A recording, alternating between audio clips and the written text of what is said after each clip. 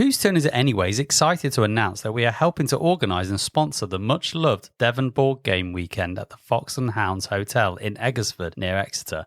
This event begins on Friday the 8th of November until Sunday the 10th of November. For more details about the event and where to get your tickets, please check out the show notes and we'll direct you to where you need to go. Hope to see you there.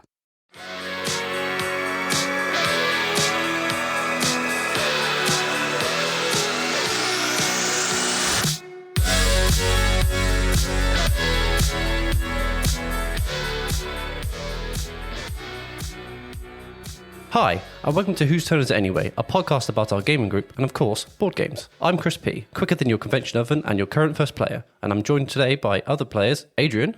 Hello. Rob. Hello. And Dan. How's it going? Excellent, thank you very much. How are we all doing today, gentlemen?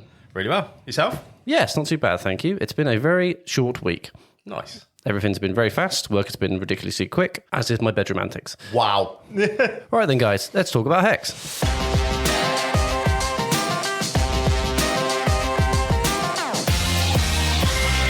This is the part of the podcast where we talk about things we've been up to recently, and it can be about anything at all. I'll start.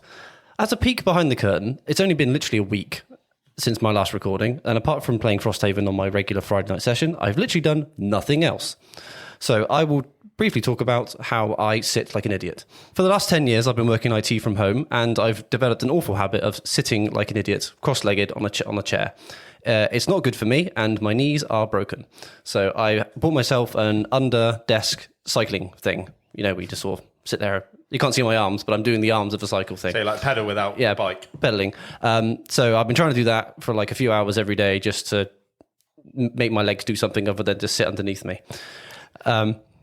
That's my description of it, all right? They sit underneath me. That's literally where my legs go. It's technically correct, but it sounds wrong. I know, it's great, isn't it?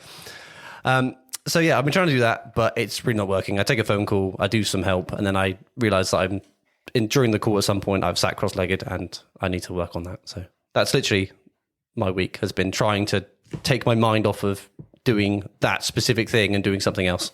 It explains all the deep breathing when we were playing Xbox the other night. So I'm oddly I'm happy about this because it's not like when we get to the end of the session, I go, oh, my knees. I don't wonder what the hell have you been doing? Yeah, exactly. You have me at peeking round curtains. I don't know why you're peeking round curtains. Whose curtains are you peeking round? Is it your own? Wouldn't you like somebody else's? Wouldn't you like to know, my friend? Wouldn't you like to know? It's a secret for me and me alone. Pointing this rant over. Rob, how about you? I haven't been up to a lot, really. I've got a game that we played recently, but I want to talk about on the episode, so I'm going to save that for a little bit. But we've got a game booked in tomorrow day, which is odd. But JP's got a day off, and as I'm working with JP, if he's got a day off, I've got a day off, which is actually quite nice. So we've decided to play Burncycle. Haven't played it for a while, been itching to kind of play it for quite a while, but it's a long game. Metal Gear. I love it. It's so good. And I won it at last year's GridCon, and I haven't got it out of the box yet. So really, really looking forward to kind of tackling that because I've never beaten it. I've never completed a mission. I've never beat a mission. So yeah, looking forward to playing that tomorrow as it's obviously one of my favourites and one I haven't played in over a year. So really looking forward to it. How about you, Dan? I have just moved house, and obviously when you move house, all your games get packed away. And then you get your games out again. Yay! And then you get to rearrange them on your shelves. And I discovered that I have Cantaloop still on that shelf, on my shelf of shame. So I thought I'd get it out and have a little play around. And it is quite good. I grew up with Broken Sword as a kid. Broken Sword was amazing, playing all through those on PC. You're looking at me like as if you've never played them before, Rob. I'm already in. No, You're already in. To the point where I bought it like 3 weeks ago. The original. PC, yeah. Nice. It looks like The Gallerist. What, the board game? No, it looks like Art Society, but I got Art Society confused with The Gallerist. This I know, yes. And that's where I made the mistake. Yes, I was going to say, because The Gallerist looks nothing like No, that. I know. But Art Society does vaguely look a little like the it. art style. Yeah, I get that, yeah. But The Gallerist, definitely not. For anybody listening, don't make that mistake. No, I don't think anyone else would. That's the thing. No, they're very different games. I Yeah, thought a light game as opposed to the heaviest game I've ever played. That's where the mistake that I made. The Gallerist is pretty, and it's not. I mean, it's okay. It's not one of the greatest Lacerdas, but it's pretty good. Luckily, Adrian's sat out of punching range of you right now. You don't like it, or you love it? The best one he's done. You think it's the best one he's done? Yeah, by a long way. I disagree. Kanban's a close second. Kanban EV is amazing. I love Kanban. I played the original. I played EV, but I digress. With Cantaloop. Cantaloop is a choose your own adventure book in full colour for one player, where you are given a brief story, and you've got like a decoder that you use to decipher hidden messages in this book, and you're telling a story, kind of like an Ian Livingstone, choose your own adventure book, but on a bit more kind of more on steroids. It's full color. You've got cards in there. You've got different things that you take on your journey, and you have like a magnifying glass, and you combine it with other items to try and advance through the story. And they've done like 3 of them now, I think. It's very good. If you fancy a little one-player little pick me up, This sounds awesome. Yeah, How have I it's missed good. this? Made by Lookout Games. It's very, very good. Comes in a book, in a large book format, and it's very good. So far. JP had a copy because he talked about it a long, long time ago. He might still have his copy, I'm guessing. I don't know whether he sold it on or not, but worth an ask if you can borrow it. Yeah, I think I might have to. That sounds right up my street. Yeah, it's good. Cool. And last but not least, Adrian. Yay, me. So I shall be talking about White Castle in a little bit to give you a little bit of a spoiler of what's coming up. But what I wanted to talk about first was The Bad Batch, because... So I cancelled my Disney Plus membership a little while ago because I kind of wasn't watching what I felt like I should be watching. And then I've started again. So I started off with the Marvel stuff, where I'm slowly catching up with that. But I wanted like a 20-minute, 25-minute episode format where I could just pick up, watch a couple of episodes, whatever. And I'd already watched season 1 of The Bad Batch and really enjoyed it. And I didn't enjoy really Clone Wars. I got like halfway through season 5 and just couldn't keep going with Clone Wars. So I was always a bit hesitant about Bad Batch, but really loved it. And so I've watched the season 2 and season 3, and I was about to call it the last 2 seasons because I think it is, but it's not definitive. So really enjoyed it. The 2 seasons are kind of really just one extra long season. There's kind of a stopping point, but it flows so perfectly into season 3 that it feels like it's one long. They've written it all as one piece, and then they've divided it into 2 seasons. So at the end of season 3, and I don't want to give any spoilers away or anything like that. At the end of season 3, there's kind of like a deliberate sort of stop point, as though this is it. And then they done the usual thing, which is like, however, if you need us, you know where we are. And it is... I genuinely, for the first time in a long time, so the ending wasn't particularly sad or happy, but it was really good. And how I felt about the idea of a season 4, I couldn't tell you, because I love the idea of what you'd have to do to put a season 4 in. But if they never did a season 4 and they ended it like that, I think I'd be just as happy. And there's not many times a TV series has left me feeling like sort of they feel like they've probably, and again, they've probably ended it at the end of these 3 seasons in a really good place. You've had a good ending that just was full of sort of emotions, but not particularly strongly like one yay or boo sort of emotion at the end of it. And then you're like, oh, there could be a season 4. And I think I'd be happy if there was a season 4. But if there wasn't a season 4, I would also be just as happy, because they've done a good job of telling the story of the Bad Batch in the 3 seasons. I can see Rob nodding at me. Have you watched? I'm going to go back to the point that you made, that you got halfway through season 5. The last few series of the Clone Wars are some of the best Star Wars writing I've ever seen. Leading into Rebels is incredible. And the first season, which I think is only about 8 episodes long, it's not that is the typical introduction to Star Wars that everybody gets. So you kind of know where it's going, and then it hits you like a sledgehammer, and it is incredible. So what I'd say is, if you genuinely like the Bad Batch, go back and finish Clone Wars, because I guarantee you'll love the ending. It's incredible. Anyway, that was Bad Batch. Very quickly on to White Castle, because I know we've talked about it before. I think I've been talking about this game since Essen last year. before that. Was it? Yeah, it might have even been before that, because it would have been in doing prep for Essen that I sort of came across this game, and I've been itching to play it. And every time someone's got a game in or whatever, I've just not been able to make it. And then finally on Sunday got to play White Castle and absolutely loved it. The idea of that it's just those 9 turns. The dice aren't really rolled. Like, the dice aren't really dice. They're just kind of a randomizer to set you up. The idea of having the value that you can go above, or like if you're below it, you spend more coins. If you're above it, you get coins. I think is great. And then just the idea of how many actions can you squeeze out of these 9 dice basically across the whole game was fantastic. And myself and the friend I was playing with at the time immediately started to list off all the people we thought would really enjoy it, which is normally a pretty good sign of a game, right? Is if you're like, I want to show this to this person, this person, this person, this person, this person.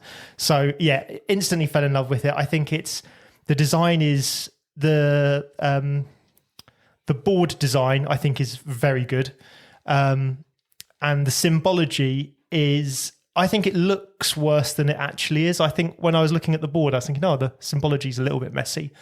There's only one that's slightly awkward, which is take any white background effect, but it's got the castle in it, so it looks like do the courtier action, but in a different colour. And I was like, I don't know why that is, and had to look at the sheet. Other than that, it all totally makes sense.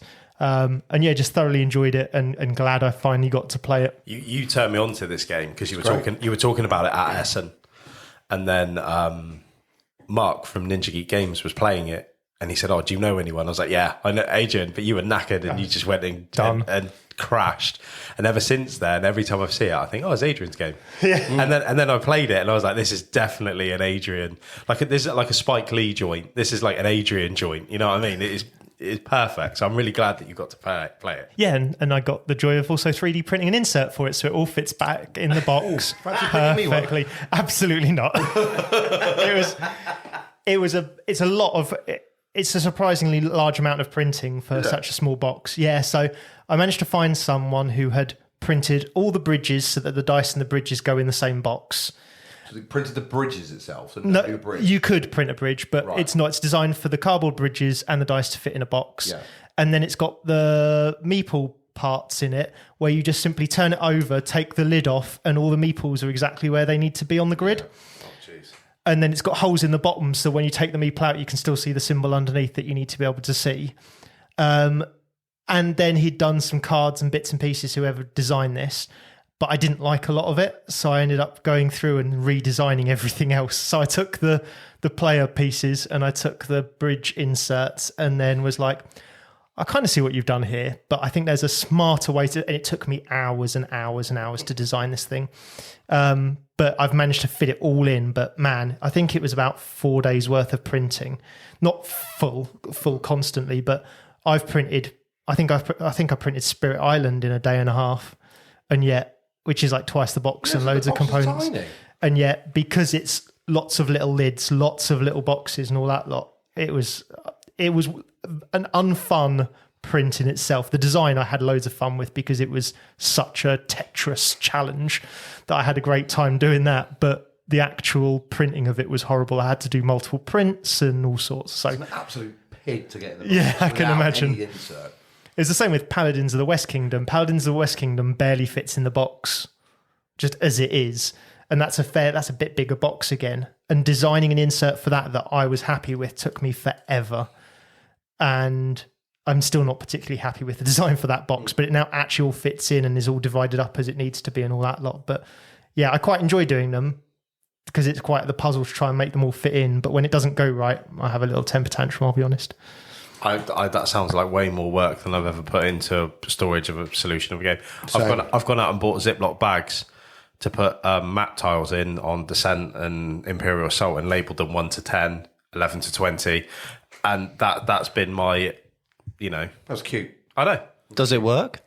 It did when we played it, right? Oh, there we go. That's what matters. Jumped up. Yeah. You talked about this on the last episode, I think it was or maybe the episode before that. And I remember thinking, that sounds really weird, but it probably works. Because when you just shout out what tiles you need, and I'm like, oh, there you go, here's the bag. When you've got all the expansions, it doesn't go 1 to 10, 10 to 20. It goes the original 30 come in the main box. Then it goes 60 to 70. Then it will go from 80 to 90, and then it will go back. And when you're playing the thing, it's not like you get them all out of one section. It will say you need 11, 12, 19, 34, 35, 62. And you're like... They used to annoy me about those. So at least if it's segmented and you think, right, there's only 10 in there, it's not quite... It's a bit easier. Yeah, but it is a pain to store. But it works when we play it. So, but that's the most I've done. The reason I haven't got Burncycle out since I won it was because the thought of packing that game away gives me mild panic attacks. So the fact that you're engineering Tetris pieces to fit a game in, like, that honestly, I'd crawl up on I'd fold up on a ball on the floor and cry and rock if that was me. Well, my next project is the Primal insert. Good luck with that. And the problem I've got is that my print bed isn't big enough and some of it needs to be load bearing. So I need to figure out a way to make interlocking pieces that are load bearing. What a beautiful game. Because the one you can buy online, my print bed doesn't quite fit it, but I think I could do something with it. But it's designed to fit all of the expansions. I don't have all the expansions. I don't know that I'll get all the expansions. So, and it's kind of an awkward, kind of some bits are upside down and some bits are on their side, like in little slots and stuff. And I was just, I want it to be neater and just for what I've got of the collection rather than for everything so that's my next project. And I'm already swearing at that because I've basically got the pieces out on a board on a little bit of paper I've drawn out, trying to work out how I fit them all into each layer of the box. Well, that was one hell of a hex. It was, sorry. And now on to the main event.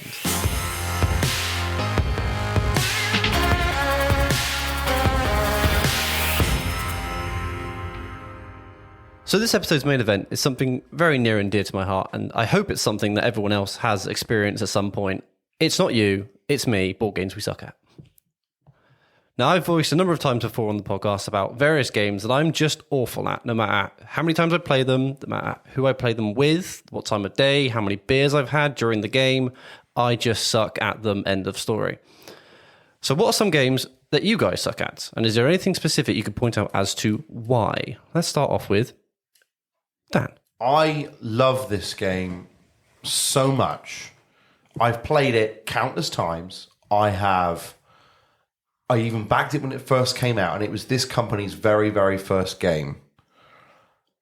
The thought of gaining resources but not spending them puzzled me. But the idea of being a Victorian magician just absolutely... That just sounds amazing already. Exactly right. The theme took me from the get-go. Yes, I'm talking about Trickerion. However, I absolutely suck at it. I have played it probably at least 15 times, at least.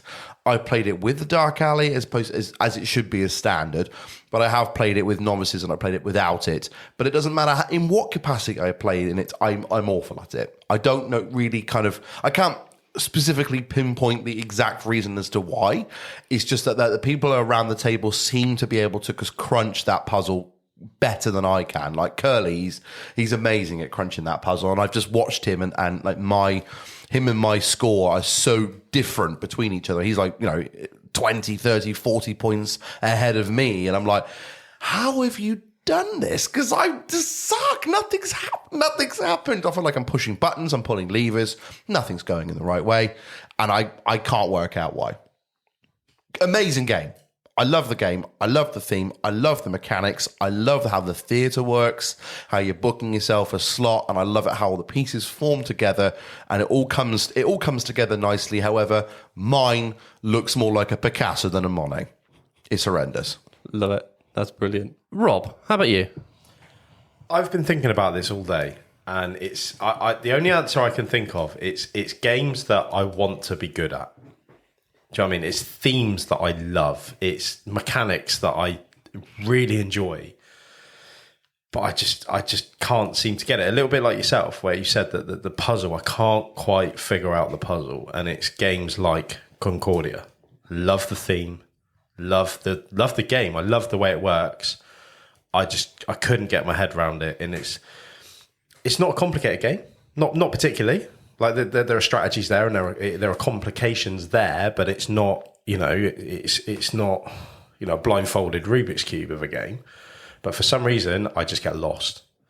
And the other one, which I was thinking about today, and I was like, everybody loves this game. I can't stand it, not because it's a bad game, but because I suck at it so badly that it made my experience of it so bad. And that's Perseverance. Yeah. Everything about that game I should love. Love it. Dinosaurs. Like, great. Amazing. I think what it is it's games that, and I think we've talked about this before, is games where you have too many decisions to start with. I think it's games where a part of the beauty of that game is gone, there you go, there's 45 choices, do whatever the hell you want. That's cool. I'm not that kind of guy. I need direction. And because it's kind of, I liken it to, I'm in a canoe with one paddle and I don't change sides. I just go round and round and round. And so what I've started doing is with games that gives you a lot of choices is kind of pick a strategy and just stick with it. At least for the first quarter of the game to kind of bed in and kind of go from there. Like also another one, Terraforming Mars. Now this has got a slight caveat, is that we did a novice only game. It was me, Becky, and Stuart. I've got to say, how did you get on with it? Loved it. It's a great game. Loved it. It's amazing. I've only ever played it with people that have played it a lot, that know the cards, know the combos, and know what combos into what across the, the microbes and the animals and the oxygen and everything else. It all kind of flows together. Whereas because we didn't have a clue really what went with what, we just kind of picked random strategies and sort of see where they went. Not only did we have a blast playing it, but I did quite well. Who won? Stu.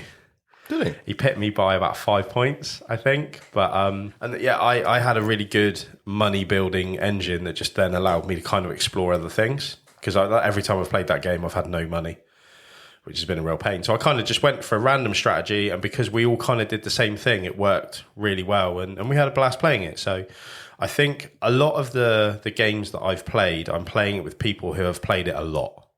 Or at least enough times to have gone away and potentially researched strategies, which I haven't got the time to do. The patience. I've got time, not the patience.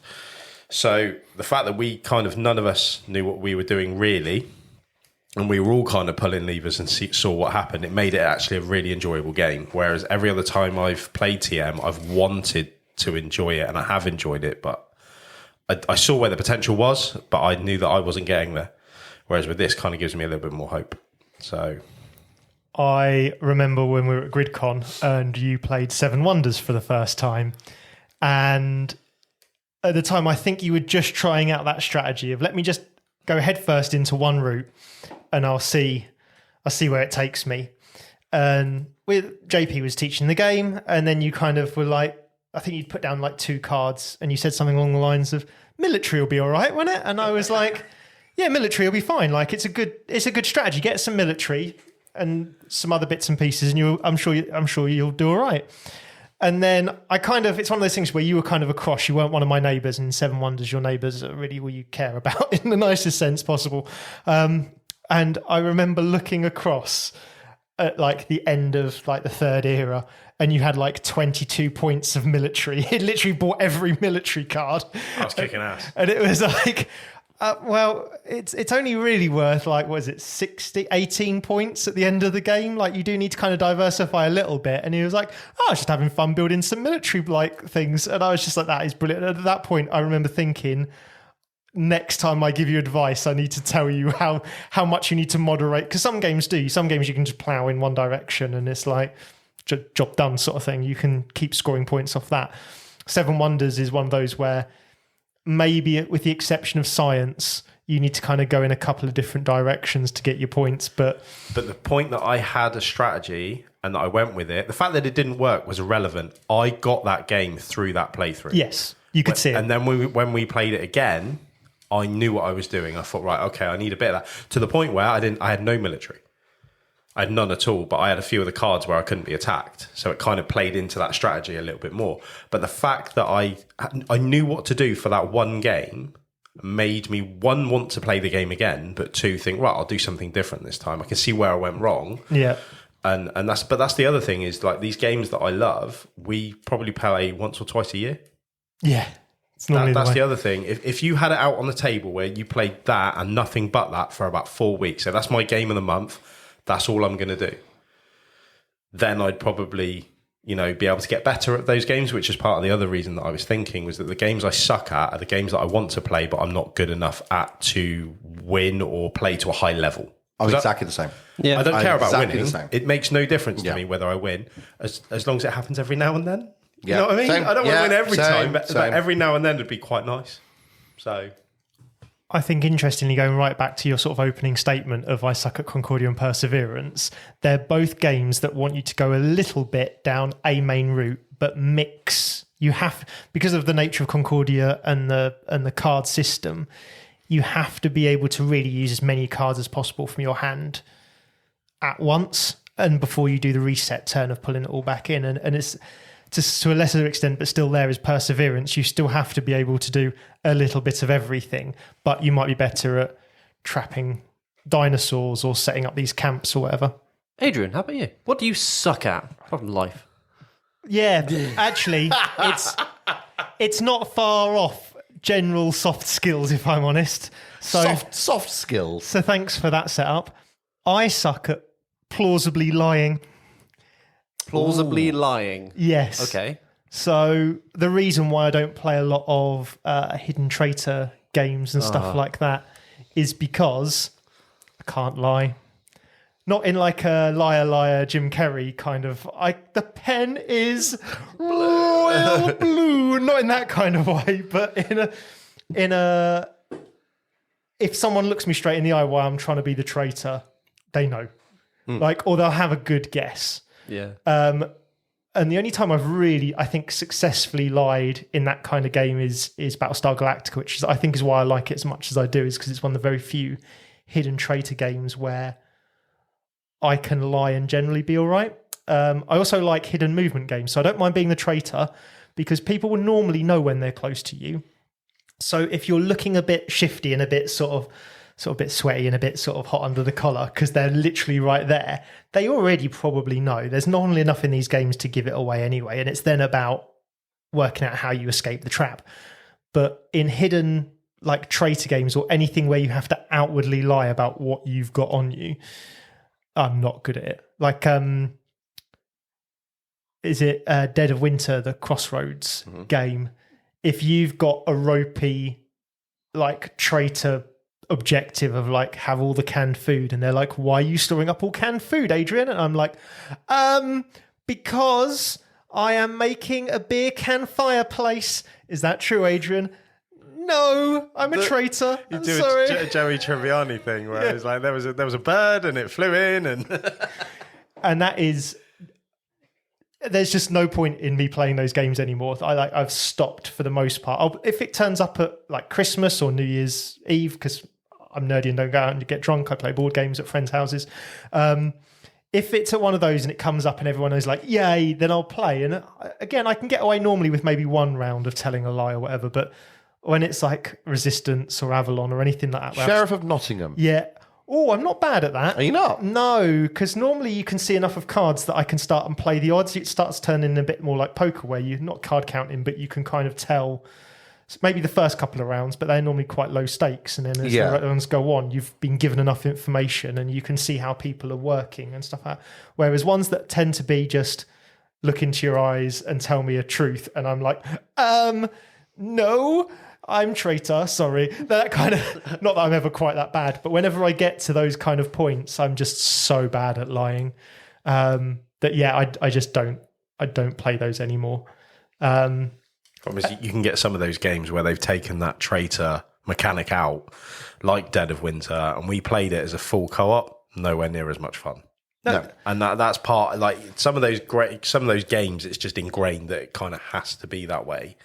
It's like Nemesis. You need to play it with a defector, otherwise it just doesn't work. Well, Nemesis I don't mind because you get the two options and you can be kind if you want to. So if I'm feeling like I can lie, I've got the option to. If you think like, whereas if you think about Blood on the Clock Tower or anything like that, you are the demon, you are the werewolf, you are the traitor. Like it's stuck with you. You get no choice on the matter. Maybe Secrets, where you can hand over what allegiance you've got and stuff. That's a bit more mayhem, but you can kind of do stuff to help with that. And on a day of Nemesis, I can sort of get to about, I don't know, a third of the way into the game, whatever. You normally have to pick which card you're going to go for. You can go for the evil card or the better card. And I can kind of normally at that point decide how good I'm going to be at lying, or decide if I'm going to be able to get away with it, if the way I've been playing will allow me to.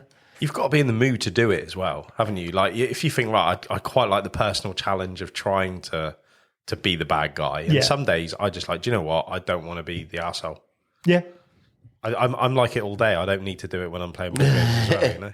So being an arsehole comes fairly naturally to me. So that's not necessarily my problem. It's the lying part. So that's probably my main thing of what I struggle with, the games that I suck. The other thing is auction. Anything where I have to understand the value of something intrinsically, and someone's going to make me an offer, and I have to barter or stuff. I'm terrible at bartering. Like, genuinely, it's. I think, in life? Yeah. Oh, yeah. I way overpaid for my house. I way overpaid for my car. Like, I am so bad at this part of. As I was saying, it's soft skills, right? I can't reasonably lie, and I can't reasonably barter or understand. Actually, it's if, like, you think about the car market or a house market, it is X 100,000 or whatever for a house. Hopefully, not a car, or not any car I'm ever going to buy. Well, it depends. You've got to decide how many thousand under that is actually a reasonable offer. I can't do it. I don't like. I then have to go and I have to go and gather data off the market, and then I'll approach someone and I'll be like, "Oh, I think it's worth this." Of course, what you're really supposed to do is undercut even that, so you get away in the middle. But quite often I forget to do that, and therefore I end up. So, genuinely, with board games, anything where you've got an auction where someone's going to make you an offer or anything like that, where I have to intrinsically understand the value of it for me and other people around the table and how that will differ. I struggle with that as well, and I tend to suck other than at those the things. M word, which I don't want to say because it's a swear word, I can't think of any other games that have that mechanic. Reiner Knizia quite often has a level of auction in some of his true. games, Yes. even down to Spartacus, one of my games that I thought when it first was like, oh, it's like you've got this mini game, and I thought that sounds pretty good. And then I realised it is just 5 very self-contained mini games that aren't that great.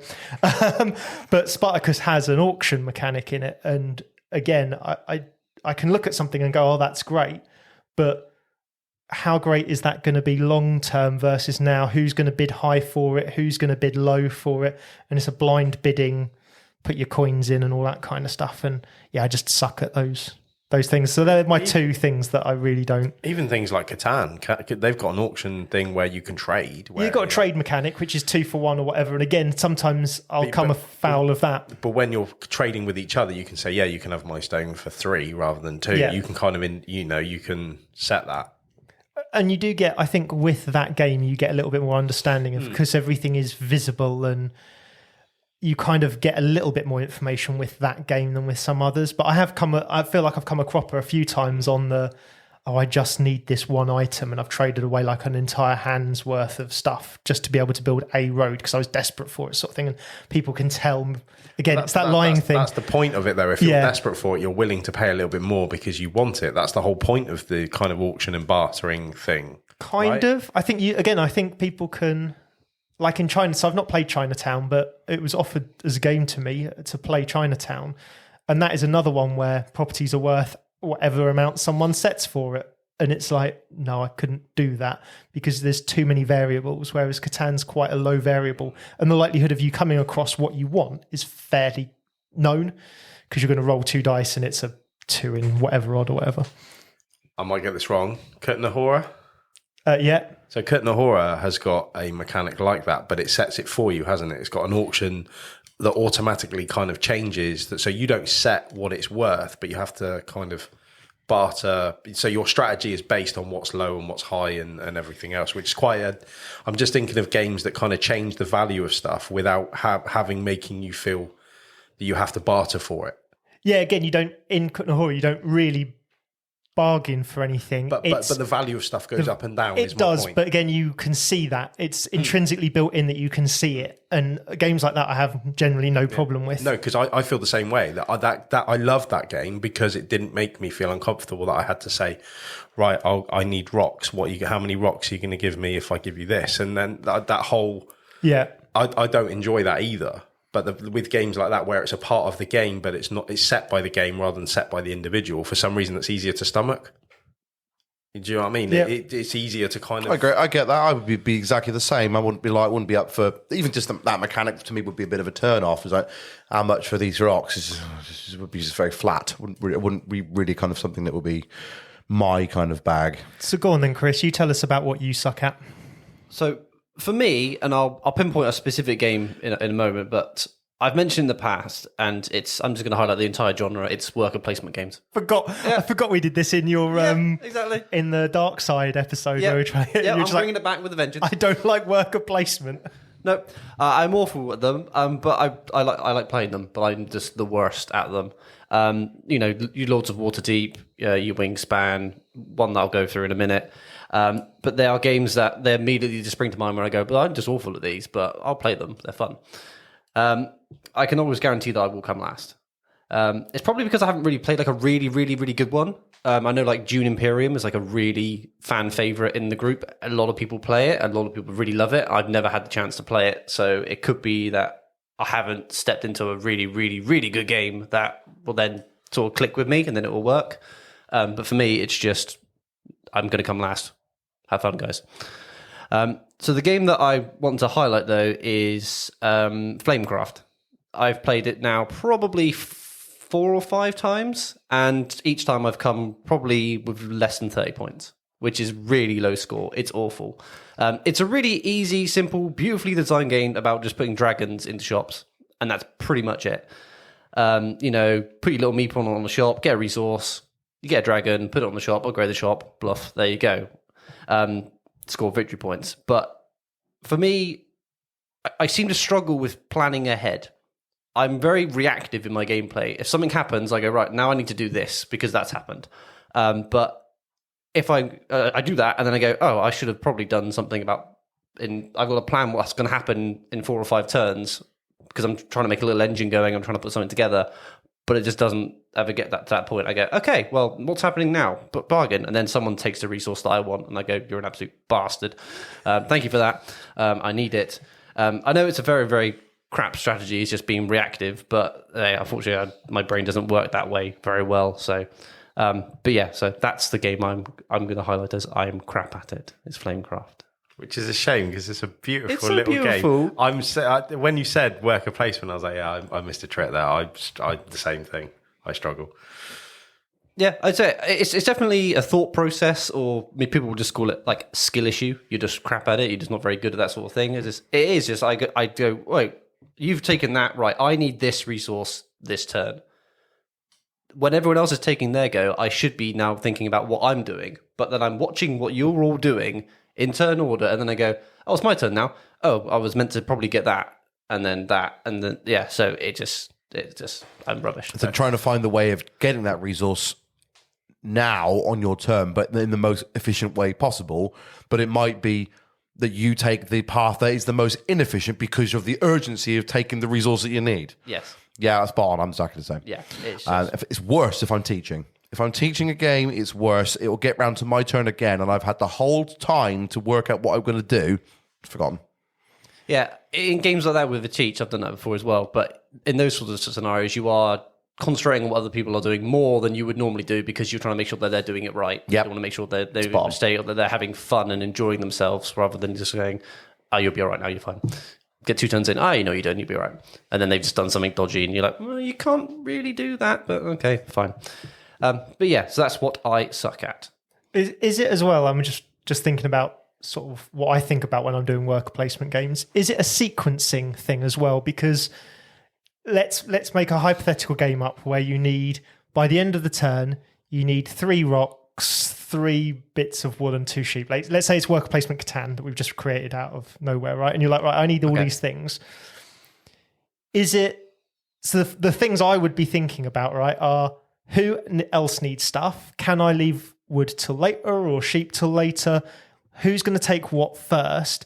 And do I need to do it in a specific order? And it sounds to me like you're watching what everyone else needs and whatever they're doing. So that's why I was wondering, is it a sequencing issue of just, I'll grab whatever's free now, or I'll grab whatever's most efficient now, and maybe not thinking about is there a certain order I need to do this in? Or I'm just trying to think. Honestly, I think it is. Yeah, I'm just trying to think I tend to watch other people's play, and they go, right, you're getting this, you're getting that, and then it gets to my turn, and I go, oh, I needed that. Thanks. You're kind of picking up what's left. And so I end up always taking the chaff that no one else wants. And then trying to do something with it. Yes, which and then I go, optimal or efficient. I've scored 1 victory point for this whole last 3 turns. Cool, right, perfect. So yeah, it's a skill issue. I'm just bad. But again, there are other games where you will have made decisions on. So if we put this in sort of in, let's call it dungeon crawler terms or something like that, you need to pick up the sword before you hit the monster, right? Do you? Can you not just hit the monster? Oh, okay. Not the way Chris plays it. Maybe I've found the point here then. Do you really even need the sword? Do you even need the monster? Just go and hit a thing. There is no monster. If there's no monster, you're just taking a wander in ruins. In a very dark cave. Just, very casual wander. Okay, fair enough. Now you know why it takes him 5 hours. Yeah, exactly. It takes me forever to do anything. No, I do a similar thing though. I think, right, I need this and I will focus on that. And I'm like, right, I now need this and I will focus on that. And I'm like, if I can't get that, how can I get that? It's almost like you don't have to plan 2 or 3 moves in ahead, but you kind of need to think, right, if that happens, I'm going to do this. And if that happens, I'm going to do this. And like we were just sort of talking off mic, is that I'm not flexible enough to be able to do that. So I get your point, is that like I really struggle. Like I really enjoyed Lords of Waterdeep, but I suck at it so badly. But I love playing it, so I don't mind sucking at it. And similar things like Dune Imperium as well. Great game, but I never do well at it for that reason. Is it more of a case that you're thinking, pardon me, no more than sort of 2 or 3 turns ahead, while the opponents around the table may be thinking 5 or 6 or 7 turns around ahead? Exactly. Because that's the same issue that I'm playing. Like I'm playing TM. You mentioned TM. I love TM. It's taken a few games of TM now, but I've got to a point where Beck said to me, no, you can't play Dan, because I've got to a point now I'm quite good at it now, so I do quite all right at it. But it's taken me that long to get there due to the sheer number of games I've played. And I've watched Andy over the table, and I can see it that he's got 7 or 8 turns in front of me, and I'm not near that. Who was that, sorry? Andy. Who? Curly. Him, innit? Yeah, he won't be happy with you. But no, I see what you mean. Like I played it with him. Could have called him Andrew. Only his mother calls him that. I played it with him and Davey, and I realised that they're not even reading the cards. They're then looking at what they're doing purely from symbols and the picture on the card. And I'm like, yeah, I'm on the wrong table here. Yeah. I've done table. that. Like with TM, I've played the first couple of games I've played it, and I've watched Curly and his brother play it, and they just go, "Oh, have you got Martian rails?" And I'm like, What are you saying? It doesn't mean now I get what that is now. I now understand what that means.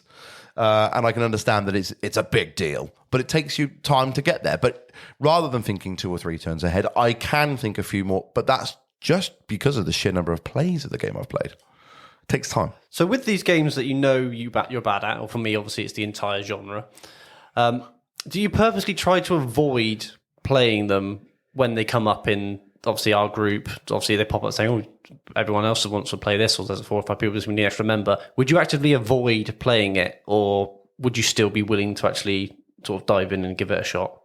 What do you think, Rob? I think it depends. Who's playing?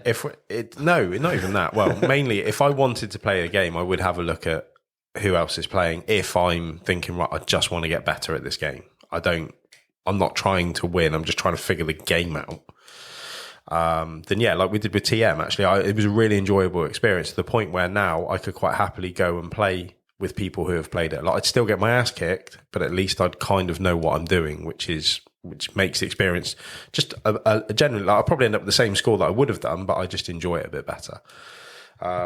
If we were at like a game day where, we got 5-6 people and they're like, right, we're going to play this, I'm like, cool, I'll play it. If it's gone up on the gaming group and gone, all right, Thursday night we're playing Dune Imperium, no, you're right. Like, 1, because there are plenty of other people that would want to play that game, but 2, I don't enjoy it, so I will actively stay away from it. If you need somebody and I'm available so that the game can go ahead, then yeah, I'll jump in. Say that you need a minimum of 4 players for a game. We've got 3 and I'm free, and nobody else wants to jump in, I'd rather sit and play the game knowing that I'm probably not going to enjoy it, but everybody else will, because then maybe when I want to play a game that particularly other people aren't interested in, but I need somebody to jump in, maybe then they return the favour. So, because like I said, I've never played a game that I hate. I've just played a game that I don't enjoy. Do you know what I mean? I can see why other people I enjoy. have. So's Adrian. No comment. I have. Fair enough. But I've always been able to have a laugh at the table. Do you know what I mean? And is it a case of me sitting in front of the telly on my own watching something, or sitting around the table? Pornhub. Well, even that gets boring after a while. Depends what you're watching. Well, that's true. Maybe I'm just coming up with the wrong searches. But my point is, I'd rather hang out with you nerds than sit on my own and watch TV. Aww. And I genuinely mean that. Like, we always have a laugh. It's always funny. At least, 99% of the time, it's funny. So, like, if somebody needs me to step in and play a game that I don't particularly enjoy, yeah, I'll do it. But if you've got plenty of people and I don't enjoy it, yeah, you guys crack on and have a good time without me. That was going to be literally my entire bit as well. Sorry, mate. No, it's fine. No, honestly, I was going to lead right onto it. I am exactly the same. If there are people that need someone to play, even though I don't really enjoy playing the game, I will probably end up stepping up and playing it as well, just so everyone else can have a fun time. My evenings are boring of just either sitting watching TV or playing Xbox. That's literally my evenings 5 nights a week. So if I can be doing something else just for the sake of interacting with another human being face to face, I'd probably rather be doing that, even if I'm not going to necessarily overly enjoy the game that I'm playing. Judging from the other two's reaction, though, Chris, I think me and you are the only. I think we're the only two people at the table that's fair. Dan, you were shaking your head. No, dangerously quick there. The only way I can describe it is without sounding too pretentious, is that my time is really valuable.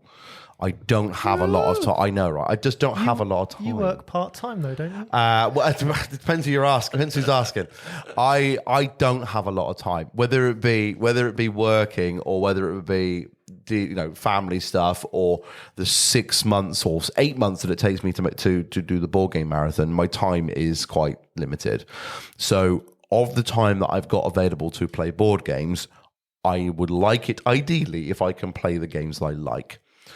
Sometimes, or games that I'm up for trying because I've not played and I don't have an opinion yet. I would not take it in my stride to just go, that game I hate, but I'll play it to fill a number. I wouldn't enjoy it. I'd rather play something I enjoy. There are games that I just go, meh, and I'd probably play a few of them. Don't mind playing a few meh games, but there's a small list of games that I just would not play if people went, oh, do you fancy it? No, I don't fancy it at all. No. But we need no. Go and ask someone else. Mind just sharing one of that list? Without upsetting people? Munchkin. It's awful. Oh, it's awful. That was right at the top. There's Was two it? games. Yeah. You said games that you don't want to, and again, I don't suck at it. I've done all right at Same. Munchkin. Same. But it's a terrible... Yeah. I'm sure there are people who love it, but in my opinion, It's awful. That and Flux have to be two of my least favourite games of all time. Yeah. And I've won plenty of times at both, so it's not an I suck at it thing. It's I would rather chew broken glass than have to deal with Munchkin. I got a second one. That's a strong statement, though, right there. That is a strong statement. Zombie Side is my second. I went to the local club night and we'd been playing. We were on about our fourth game, and then the guy at the end of the table went, oh, fancy a quick game of Munchkin? And I think, just out of pure response, I went, no, really loudly across the table and had to go, I'm really sorry, but of all the games you could have said, like, there's games I don't like. There's not many games that I would choose not to play, but Munchkin is really up there with games I would do anything else. I'd rather sit at the table and stare at the wall than play Munchkin. I've never played it, so I can't comment. But it's old. There's a time and place for it, but it's not old, for me. it's random. It's just... It's too random. It's too random. One of those games where being in the lead tends not to help. Mario Kart. And it's got that kind of thing. And it's like Flux. If you've never played Flux before, it's just like, oh, you're heading towards this one thing. I'm just going to play this card and it totally nullifies what you're heading towards. We've now got a completely different objective. Yep. Oh, right, okay, I'll swap slightly, or I'll move and see if I can put this law or this rule in, and then someone will beat you to what you need to do, and you're like, oh, and again. And there are some strategies to Flux, but for the most part, it's just random. And it's just, I don't enjoy it. But yeah, I'm the same. Can I just go back? So you said Zombicide as well. I can't stand it. I own 2 variations of Zombicide. Why? What? Why do you own 2 versions of it? that's a great question. Or why do I hate it? Why do you hate it? It's silly nonsense. I don't like it because of the alpha gamer that it can potentially create. Maybe it's the people I should play with and play with different people, and I might enjoy it. But I like to describe my own board gaming taste as like I started off as like a little egg, and then I hatched into this person that I am, and I grew from there. And I find that Zombicide was one of the very first kind of early games that I played, and I kind of outgrew it. Fair enough. No, that's fine. I mean, I've got the new, not to say the new, but the Marvel Zombicide. I'd be up for giving that a go. And it adds a different element to it where there's a level of strategy that you kind of have to think about. Otherwise, it completely ruins your game. As Tambo, as you guys found out, didn't you? Yeah, and then I bought it. Well, as I mentioned last time on the last podcast, I ended up buying it just because of the way, even though I, again, was awful at it, I was like, this game is awesome. I'm going to play it. The reason I love it is because it's silly nonsense. It is silly nonsense. And my kids can play it. Yeah. It's a game that it's because rolling dice, and and I know that you don't necessarily love that, Adrian. It's just dice nonsense. Again, it's just for Zombicide specifically. It is really just roll dice and hope. Yeah. There's very little. Certainly in the sort of what was the last one I played? The last one. So I played the Black Plague and Rue Morgue. So whichever one of those came later. That's like the Middle Ages one, isn't it? Yeah. Now, I'm only tempted by that for one reason, and that is that there is a Thundercats expansion. Oh, nice. And I'm seriously considering it for that reason alone. I don't particularly want the game. I just want to play as Lino killing zombies. You know what I mean? I'm not going to lie. I'm an easily pleased kind of man. But certainly at that point, it felt like there was no real tactics. Like, you have to run across this side of the board, and you probably need to put one person out to do a bit of attracting of zombies or make some noise or whatever. But that is the level of tactical depth. The rest is really hoping you roll the right dice. And it's just, there's been better since then. So certainly for Zombicide, I'm kind of in the same park as you, Dan, for that one.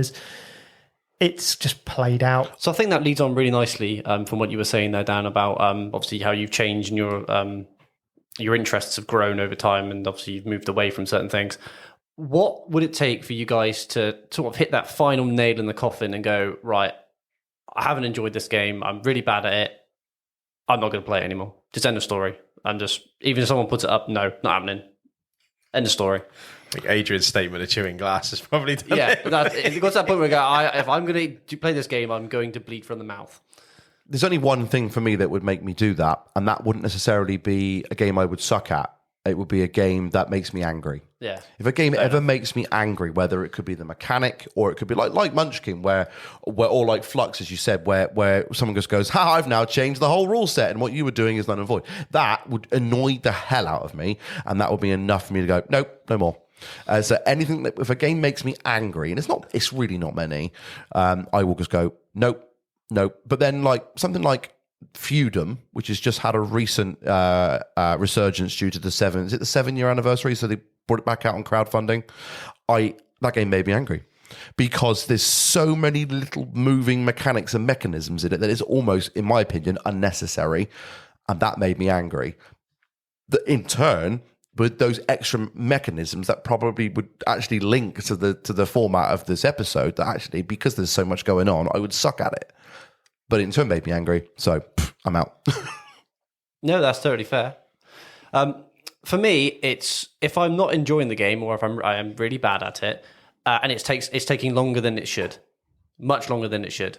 These sort of games that obviously that I play, let's say worker placement games or whatever, they normally tend to take between sort of 2 to 3 hours. Maybe on a new player game, touch more, a little bit more. If you're sort of getting into the realm of this is taking more than 4 hours to play this game, and I'm really bad at it, I'm not going to do this anymore. It's just going to be the end of story. I think it has to provide something other than what you dislike. Yeah. Do you know what I mean? Like Game of Thrones is a 5-hour game that I typically don't do very well at, but it's the experience around the table. Unless you get something else other than the game that you dislike, then yeah, I'm 100% with you. If worker placement games going on for 4 hours, yeah, I'm out. I've said it before, I have the biggest reactions to complex games because they take so long. So if I'm loving it, it's 5 hours of pure joy. If I hate it and I'm an hour in, I've got 4 hours of misery ahead of me. Yeah. Because I'm not in, and again, I've won games that I've thought this is the worst thing I've played in a long time, sort of thing, maybe a bit hyperbolic, but I just genuinely not enjoyed it. And you have to sit there for 4 more hours. And therefore, if you look at my scoring, apart from a few outliers, a lot of them that are at the right bottom end or right top end are quite often heavier games where I've had quite an extreme score, like I've scored them quite extreme on BGG because I am stuck at that table and I'll either love it or hate it. And it's kind of, as you were saying, it's that thing of if you don't like a game or if you feel like you're sucking at a game and you've got no way back from it, it can really hurt how that game feels in the moment. Yeah, no, totally true. Myself, no, I won't play games that I don't. So as I kind of said, it's soft skills, right? It's life skills, like the ability to barter, the ability to kind of tell lies to a set, like not white lies. I can tell little white lies. Oh, your hair looks great today. That kind of thing. I can, I say with 4. That's why I said it. I was the one that piped up. 3 bald people and 1 person with quite closely short hair. But they're so what I don't like in board games is so intrinsically linked to life experiences that they make me reflect on things I've done in real life or not done or been bad at. And so I naturally don't like it. If we think back to the last 24-hour events, so that 2023's 24-hour event, we decided as a podcast we were going to play Resistance. And I stepped out and said, I'm really sorry. I'll commentate. I'll do something, anything. In the end, I didn't do too much commentating, just did the odd bit here or there. But I was so determined not to be caught on camera doing a terrible job of lying because I knew that in my own head, it would be worse. Yeah. And actually, part of it is Chris's fault. So the previous... Big pardon? So the previous, was it like a couple of months before? We'd had a gaming weekend round Curly's. And we played Avalon. And I was like, right, okay, I really don't want to play this game, but there's loads of new people here. There's nothing else to do. It will look really awkward if I just sit on the side, do nothing. So, okay, fine, I'll give it a go, even though I don't like it. And first round, I got to play the good guys or whatever. Not a problem. Second one, traitor.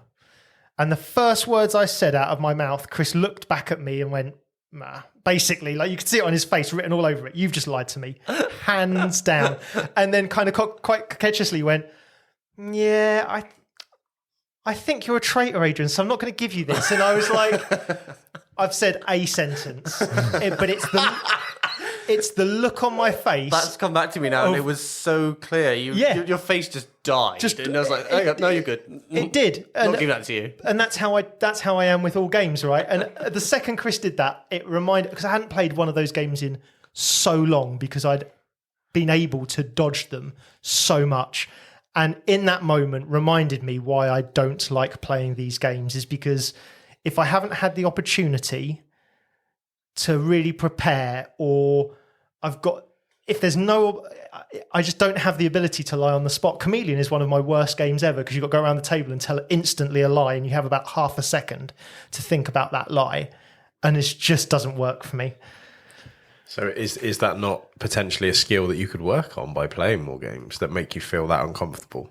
Nah. And is it in your head a little bit that you are a liar? That you're giving off because you're so afraid of people reacting to you that they're reacting to your reaction rather than reacting to your lie? Maybe, but it's something I can't control, right? Like this is square peg round hole. Yeah, my point is if you did the instant reaction of whatever your face shows, that's it, and people pick up on it. Some people just not equipped with it. No. But my only devil's advocate point was that is it because you don't put yourself in that situation enough to maybe be a little bit more sort of cool about being able to lie? Do you know what I mean? Is it a comfort thing, or is it a I don't possess that ability? Is it if I played these games, if I forced myself to play 50 games of Avalon in a row, you'd probably feel more comfortable about the 50th than you did the first. Fair enough, you'd be kind of going out of your mind playing. So I might be hanging off of something at that point. But that's my point. Is it highlighting a skill that potentially needs improvement, or is it just I don't possess the capability of doing that? Do you know? Do you know what I mean? In all honesty, and again, we're talking about the bartering thing, right? Generally, I'm happy not to lie, and I appreciate that some people. I mean, that's pretty sound advice to live by. Like, don't get me wrong. It works. Yeah. And some people will. I've been told by I think every manager I've ever had manage me that I wear my heart on my sleeve. If I'm for something, you can tell the second you tell me. If I'm against something, you can read it on my face. Doesn't matter how much I try to cover it up. If they know me even slightly, they can probably read what's on it, right? But I've done pretty well in my career not lying and having this kind of, where I stand on everything, whether it's good, bad, whether you like what my position is on something, you can read it on me instantly. And I think I'm happy with that. That's not. I didn't mean it was a bad thing. No, I meant that's absolutely the right way to live. Like, don't lie, don't be a dick. But when you've got to lie and be a dick in a game, it puts you at a really massive disadvantage. Yeah, but again, it's that thing of I'm not good at separating. I don't want to lie to someone's face, right? Like, and I can genuinely lie. I can't lie well. But I've met people who are like, I'm not playing this game because I refuse to lie to people. See, I struggle with conflict resolution. Really struggle with it's a one-on-one kind of not argument, but almost like a debate, like a forceful debate. And I find that through playing board games has given me more confidence. I'm still not great at it. I don't agree, but it's given me more confidence. It's given me more confidence to at least, because it can be quite shocking sometimes, and being around the board game. Being in the board game scenario has made me feel more comfortable in that actual situation. Do you mean it doesn't carry over like exactly the same, but having those feelings of, oh, okay, right, I need to kind of force this issue through, or I need to kind of stand my ground on this, has made it easier in life because I do it in board games. So that I quite enjoy the skills that I've learned, not necessarily the learning of a puzzle, but actually the interactions around and that's why I enjoy the interactions around the table, just because I seem to learn more about myself in those scenarios than what I do figuring out the puzzle of the game. I enjoy the game, but I get more out of around the table. It's funny how a particular board game can kind of open your eyes and kind of go, oh, actually, I've learned something about myself there. Like Game of Thrones. You mentioned Game of Thrones. You learn a lot more about the people around you. You learn a lot about the people around you, but then also Twilight Imperium. I've learned a lot about myself playing that game, and I've realised that I turn into a completely different person while playing Twilight Imperium 4, where I become this kind of like this global dick. And like, if you take that planet, then there will be consequences for your actions there, sir. And I cannot be held responsible for what happens next. And I'll look them dead in the eye and I'll say it to them with such malice. But you play something like, Agricola or plays like Caverna, we've got Vikings, let's move some things around, and it's great and lovely, but put something like that in front of me, it's like I just turn into this arsehole. I think it's partly because it's safe to do so. Yeah. You're not going to go to somebody in a pub and go, right, if you stand there for 30 more seconds, there's going to be trouble. But you can do it in a board game scenario, and it's fun, and it kind of, like I say, it just stands you, like the feeling you get by doing it becomes a little bit easier in the real world. Do you know what I mean? It's not quite the shock. That's all I mean. It's that very quickly. I think it's been called the golden circle before, isn't it? Which is when you sit down at a table, you all buy into a general spirit of the game, that you appreciate that it's just a game, but that you'll adhere to it. If there's allowed to be cheating, you're allowed to cheat. But if there's not allowed to be cheating, you don't cheat. But you can pull every dirty tactic in the book if you need to, kind of. And there's that kind of golden circle. When you all sit around the table, you agree to this thing, right? So it tells you I'm allowed to be a little bit more confrontational, or I'm allowed to be a little bit more snarky. I'm struggling for the word, but a little bit more antagonistic is probably the better word, of those around me, because we all know, hopefully, that we can get up from the table and leave, and that doesn't always happen. It is all in jest. It's not like this is not serious. No. This is not going to change our friendship at the end of this session, possibly. But I've left games of Game of Thrones where people haven't spoken for a few weeks because they all needed to calm down, and I was never part of it, but my gaming group played a game of diplomacy, which meant someone didn't talk to someone else for a whole year. Wow. Because diplomacy is exactly the same in Game of Thrones. No, don't worry about military over here. I'm just securing my borders, and then you straight across the table. I think ironically that was the experience that galvanised the gaming group. Was that, do you know what? Actually, you've been a dick to me for 2 hours. Come the end of it, we can laugh. Yeah. And I want to do this again.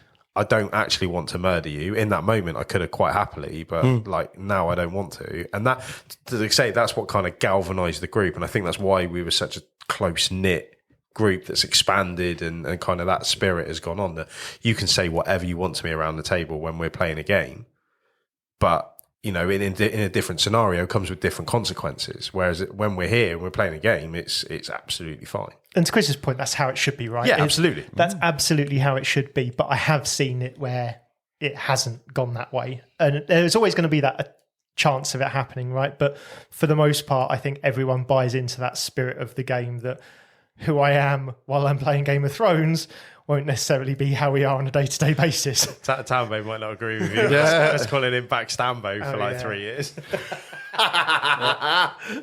I completely agree with everything you just said, and luckily I haven't been in too many situations where Game of Thrones has ended in bloodshed.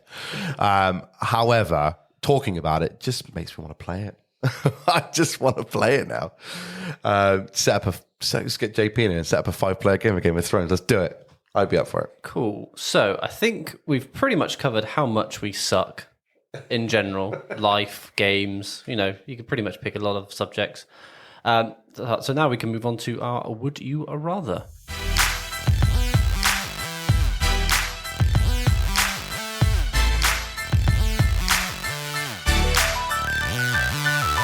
So, gentlemen, would you rather be amazing, the best ever at a game that everyone else doesn't like, or the absolute worst at a game that everyone loves?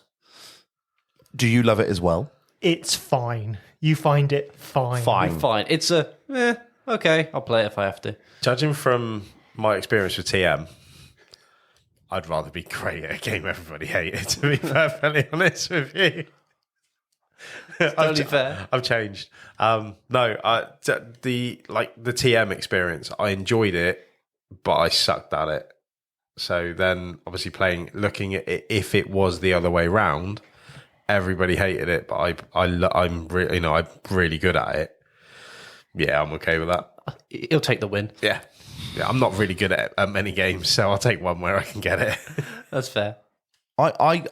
With me, I can relate to this kind of in the video game kind of industry. So, without blowing my own horn, I'm really good at Tetris. Phenomenally good. Like, my fingers are on fire. Good. I'm not going to say anything about your wife. She doesn't complain. I'm really good at it, but I haven't found a worthy enough opponent that loves it as much as I do to play. So if I play everybody, people are like, "This game is meh," and they're not good enough. So for me, it doesn't tick a box because I can't beat them, knowing that they're actually good enough to beat me.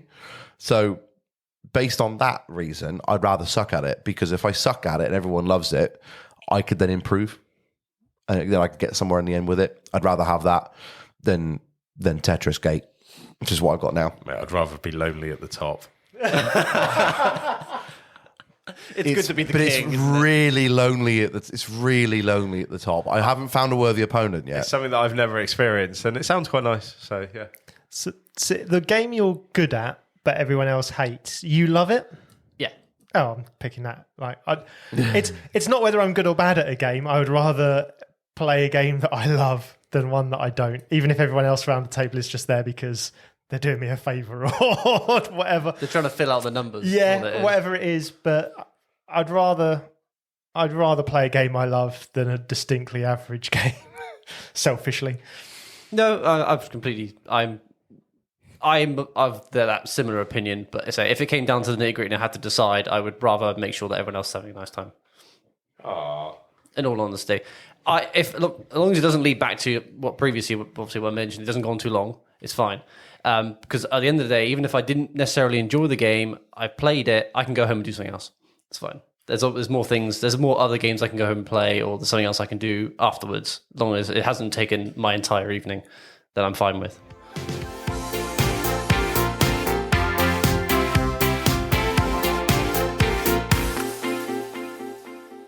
So now we can move on to our penultimate term where we discuss what's coming up for us, things we're looking forward to and the like. Adrian, what about you? What do you fancy starting off? Well, apart from watching all of the Star Wars episodes that Rob's told me not to watch. You ain't going to watch them. You don't watch anything I suggest to you. Yeah, that's what I mean. As in, that's badly worded, but I want to find all the Star Wars ones you've told me not to watch, and then told me to watch, then watch those ones first, and then go back to the ones you've... I am genuinely looking forward to watching some more Star Wars and Marvel because I was feeling really overdone, like totally done with Marvel and Star Wars for a little while, and now I've given it sort of a 9-month break where I haven't really watched any of that stuff, and now I'm kind of full throttle back into watching that. So looking forward to that. From a board game point of view, I'm just looking forward to playing some games. Playing some more Primal, going to Becky's? So we're at Becky's. Obviously, this is past, but future. Yeah. This weekend, isn't it? Yes. Yeah, I can't make it. I'm working. So I'm looking forward generally to that. And what I really... this is really bad. So what I really want to play is having talked about it a little bit earlier, is a hidden movement game. Like Whitechapel? So I've got Whitechapel. I've got Sniper Elite that I haven't even put on the table yet. It's been not Whitechapel, Whitehall Mystery, which is the slightly nice, like slightly not nicer, but slightly more condensed, easier version. I have, after a previous episode, I looked at Terrascape a lot, which is kind of the opposite, where there's the 3 survivors are hidden and the kind of Jason X style sort of character is visible to everyone moving around. He's got to try and kill everyone before they get to escape the mansion they're locked in. And like, I was looking at that so much and then was like, but it'll be about 200 quid. Is that the one that's got the 3D mansion in it? That keeps popping up on my phone and I keep looking at it. I've got an absolutely itchy trigger finger on Is it 1 versus 3, is it? Or is it? Yeah. Which is what, 9. I don't think I've met many, I don't think I've seen many hidden games that aren't 1 versus up to 3. Is it available to buy now? Is it on Late Pledge? No, it's on Game Found in order Late Pledge. No, it's still open, but it's for January 25. Oh, okay. So it's still a little way off. I was trying to see if someone was going to sell a copy first and how cheap I could get just a base version. Because if I Game Found it, I'll Game Found it for more. So I was trying to be... But I've absolutely had that itch to play a hidden movement game, but one of my other gaming groups I get to see slightly more often don't tend to enjoy that. And we don't seem to have a lot of those games up. I know the guys have played Beast a little bit, but other than that, it's not a genre that we really look at a lot. So I really want to play it, but I don't see myself getting many games in the future. But it's something I really want to put on the table soon. You could request one. I haven't played one for a long time. Spectre Ops is the one that first pops into my mind. Oh yeah, I haven't games. I watched a couple of playthroughs of that, but never actually played it myself. But I'd pick Whitechapel over that. Yeah. We played Whitehall Mystery over lockdown as well. Or what's the vampire one? Fury of Dracula. Fury of Dracula is okay, but I don't like it as much purely because it's got some load of random cards and things. It just adds a load of noise to me personally, and I understand why people love it. If you like that, it's much more storytelling, but to me it's just noise that dilutes the core idea of hidden movement, whereas Whitehall Mystery certainly keeps it really close as you can get, I think, to a pure hidden movement game. And Sniper Elite, I just love Sniper Elite, the computer games, and I just managed to pick up a copy and I've read the rules. It looks good, but just haven't been able to persuade anyone to give it a game. Dan, what about you? What's coming up? Other than the board game marathon, which obviously I've been busy trying to sort out, which obviously this episode goes out after that. But I know that I think a game of On Mars is around the corner, I think, which I've not played yet. Another Lizard I've not played, so I'm looking forward to giving that a shot. I like the theme. That's right up my street. But it reminds me of another game that Portal Games did. That was a Mars-based game that was extremely complicated and almost fiddly, but I can't remember the name of it. I'm hoping it's not like that though. But I know, it's Lazerda, so I know it's going to be heavy, and that's okay, because I played Inventions recently and I loved it. I thought it was fantastic, so I'm up for that. Other than that, just trying to get my house ready so I can play some games actually in my house, as it's been way too long. I need to get something to the table. I'm desperate. I did pick up a copy of Cluster recently, which is, I know, is a tiny game, and I love that game. It's fun, isn't it? So good. And I played it with my kids. I played it with my kids recently, and that was quite a good little 10 minutes. It was 10 minutes to scratch an itch, and that was good. But I need to get something heavy, and I need to get something to the table soon, because I'm getting really, really itchy for it. No, cool. Rob Dog? I've got my daughter's birthday tomorrow, and she loves Villainous. So I think I'm going to try and get a game of Villainous with both my girls. My wife won't play, but both my girls really enjoy Villainous. So I think I'm going to try and get a game of that. And I'm itching to play Gloom of Kilforth again. I played it once, got quite an essential rule wrong. So I kind of reset the game. Then we had friends over for a Chinese and had to clear the table. So I cleared the table and then kind of never got it out again. For me, unfortunately, I can't go to Becky's. My cousins are coming down for the weekend from Surrey. Whereabouts? Surrey. Mile part of the woods. Whereabouts? Surrey. Oh, God. That's what I know. I know, sorry. That's as much as I get, as much as it goes for me. So we're going to be meeting up for a couple of days, play some games, just random bits and pieces. They bring little party games down and stuff. I'll bring up just a couple of maybe my random games that I have. I know a couple of them are comic book people, but they have never played Marvel Champions. So I was like, yes, I can totally introduce you to that and play that. So that'll be amazing. I'm still missing a few expansions, but it's fine. When I get paid next, maybe I'll buy all of them. I still need to get you to play Marvel United, don't I? You haven't played Marvel United? Yeah. No, I haven't, no. I think you'd like it. I can guarantee he'd like it. But he don't listen to me, so no, he'd hate it. He'd hate it. Does it have beige cubes? No, it's just a really simple co-op where you play a card that's got a couple of symbols on it that tell you whether you can move or do a couple of actions, and then the next person puts their card down and they get to do that plus your previous action. So you get the card you've played plus whatever's previously been played. I've seen you guys play it. I was playing something else at the time. I think you'd really enjoy it. You just mentioned Marvel, and I was like, oh yeah, Marvel United. I just can't get away from the nickname now that I'm going to give you of grey cubes. Beige cubes. Beige cubes. Beige cubes. That works. I don't mind. It's all good. Ports of Essen. And with that, our final turn is wrapping up, and victory points are about to be scored. Thanks to everyone for listening. We hope you enjoyed it. Please like, subscribe, and review the show on your podcast player of choice. And we ask you, please share the podcast with at least one person you think would enjoy it.